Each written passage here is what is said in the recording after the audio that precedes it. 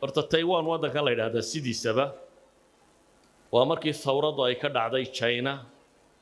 qoladii boqortooyada ee la riday ayaa carartay waddanka intii kale Mautistan iyo kooxiisiiba qabsaday qoladana soo baxsatay oo jasiiradan yar degtay marka waa maamulkii waddanka China boqortooyadii ka talin jirtay iyo wixii raacay baa soo baxsaday oo halkan degay China waddan shuuciya buu ahaa waa loo diiday United Nationska Taiwan ka yar bay ku dareen United Nationska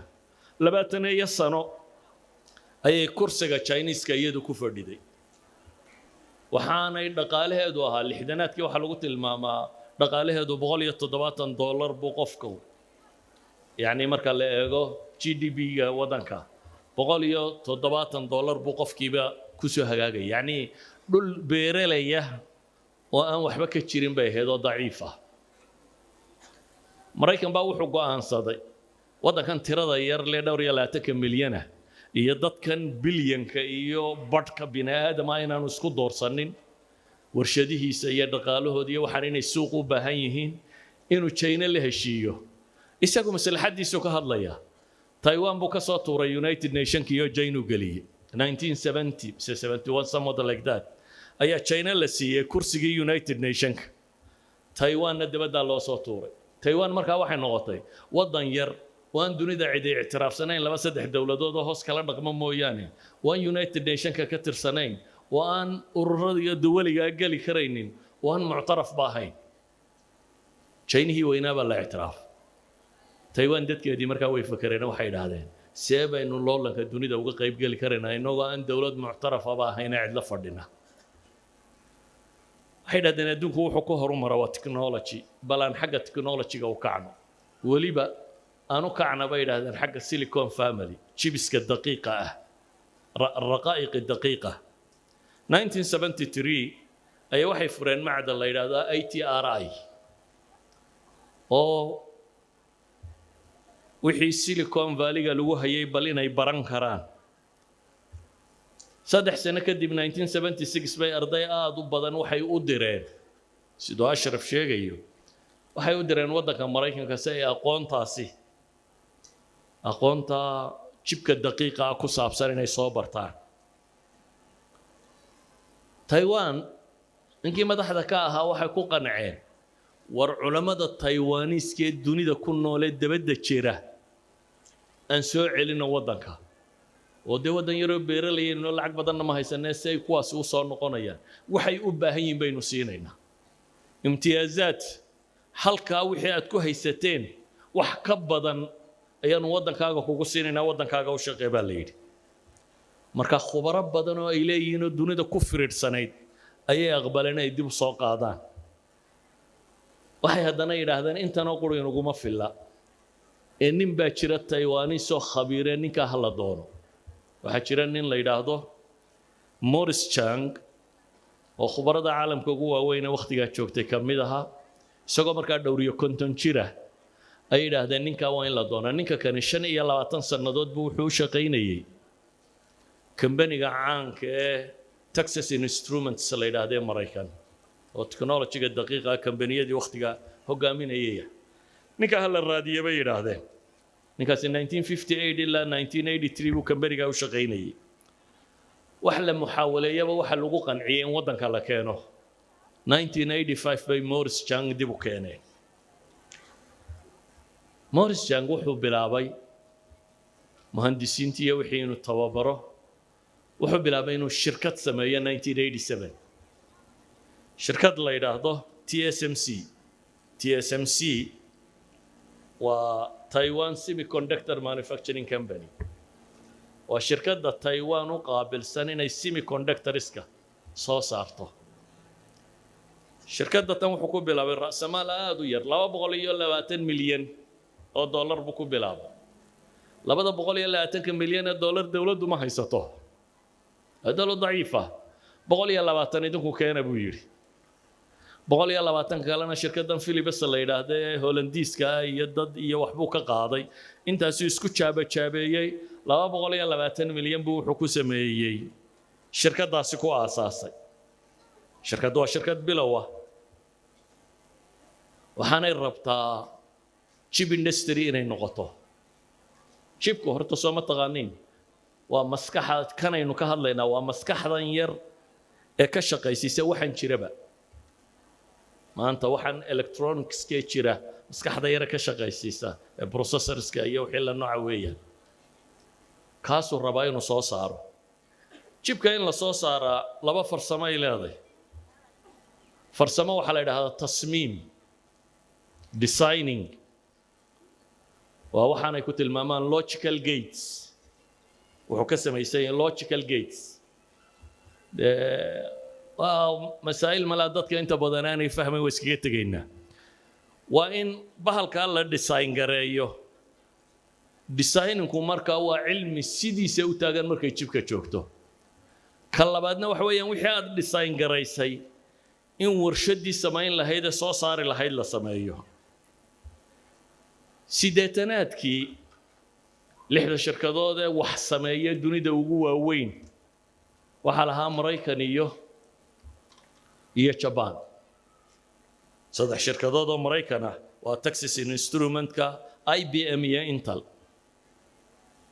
dhanka kalena saddex shirkadood oo waaweyn oo uu leeyahay Japan baa yaalay waa NEC NEC iyo Toshiba iyo Fujitsu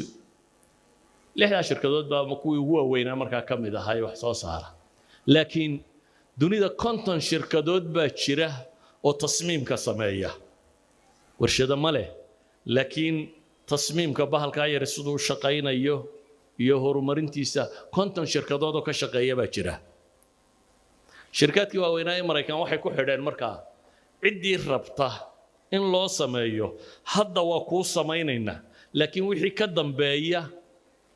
annaguna waa samaysan karnaa kaagii tasmiimkaagii marka dadkii meel kale samaysan ma hayaan waxay ku qasbanaadeen in Maraykan shirkadkiisa loo tago nin waliba design cusub oo aan dunida oolin intuu keeno uu u dhiibo oo loo sameeyo markay isaga u sameeyaan hadhowna iyana iska samaystaan suuqa iyana geliyaan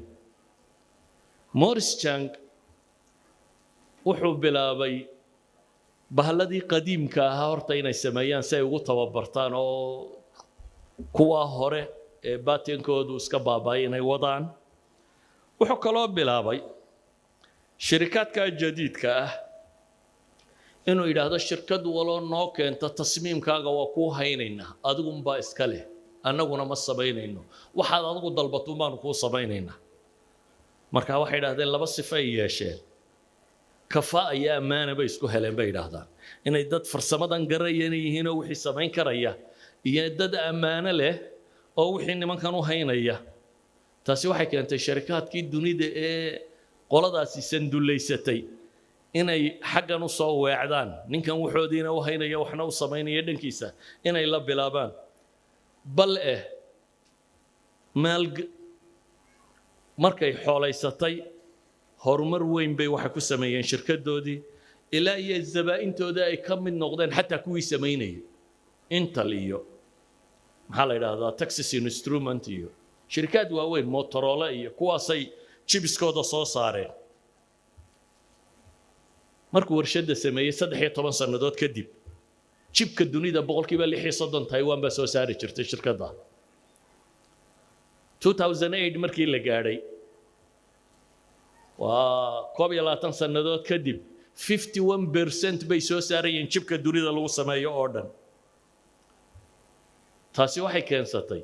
shirkad waaweyn oo wax sameyn jiray markii dambe inay iska badaayeen wax sameynta oo ay designka ku soo haraan dabeetana iyaga maadaama ay amaane leeyihiin yiraahdaan baalkan warshadahan kulfadoodu tiro badan tahay halka warsho 12 bilyan baa lagu dhisaa markan dambe halka warsho inta dhisi lahayd waxa kan qolada tan ma siisan ha sabeeyaan shirkadka waaweyn iska daayay waxa kamid ah AMD oo kale 2009 kii bay joojisay tasniici tasmiim bay ku hadhay nimankii way wadeen waxay gaarsiiyeen raqaa'iqda noocan dunida oolin ama dunida kale sameyn karin ay sameeyaan 5 nanometer that means Intel iyo wali 7 nano ma sameeyaan si ay u fahamtaan nanometer kan aynu sheegayna waa 1 bilyan mitirka marka loo qaybiyo 1 bilyan midkii 5 kamid ah ay processorskooda noocyadkaasi ku samaynayaan si kale haddaan u tilmaamo mar kastoo nanometerku uu hoos u sii dhaco bahalka speedkiisa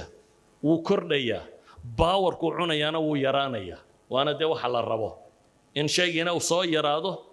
power consumptionkiina dabkii uu kaa cunayna inuu yaraado horta si ay u fahamtaan waxaan dunida nimanka faanayo dham ay haystaan waxan bay ku shaqeeyaan gantaalka cirka loo dirayo satellite-yada samada jooga dayaaradaha iyo hubkan waaweyn waxa laaliyo wax gawaadhidan maanta dunida joogto oo dhan waxaan mobile la sito oo dhan wax oo dhami bahalkan yar bay ku shaqeeyaan marka waxa weeyaan dunida maanta waxa electronic joogo oo dhami processor bay u baahan yihiin lagama maarmo processorkaasina mar kasta uu sii horu maraba dee cajabtiisa badanaysa مثلا maraykanku maanta F35 buu sameeyaa dayuurada F35 processorska u baahantay nimankan baa sameeya hadduu wuxuu ku qasbay khatar baa lagu jiraayay inay warshad ka dhisaan Texas 12 bilyan ku kacaysa si kale markaan u tilmaamo waxay sameeyeen hadda 160,000 oo mitir square meel abay warshad cusub ka sameynayaan oo ay 5 nanometerkii hoos uga sii dhacayaan oo 3 nanometer inay hadda soo saaraan 3 nanometer markay soo saaraan macnaheedu wax weeyaan kii 5 nanometerka ahaa boqolkiiba 70 buu ka dheeraynayaa 70% buu faster than that one yahay raqaa'iqda maanta mutaaxa intal baa wali 7 la rafanaysa iyana intay 5 ka soo guuraan bay 3 u guurayaan yay wax u samaysaa TSMC waxay wax u samaysaa Apple shirkaddan iPhone kale waxay wax u samaysaa Nvidia shirkaddan inta badan kombiyuutarada ku aragtaan qalabka ku jira inay leedahay waxay wax u samaysaa Qualcomm shirkaddan processorada samaysata waxay wax u samaysaa Marvell waxay wax u samaysaa Broadcom waxay wax u samaysaa Axis Linux yani waxay wax u samaysaa shirkadka waaweyn ee dunida la sheego shirkadda qura gaarka isugu filan ee aan iyaga ku xidhnayn waa Samsung ee iyaguna leh waxooda gaarka ah taa macnaheedu waxay sheegaysaa China 28 nano buu marayaa kuwanina 3 bay marayaan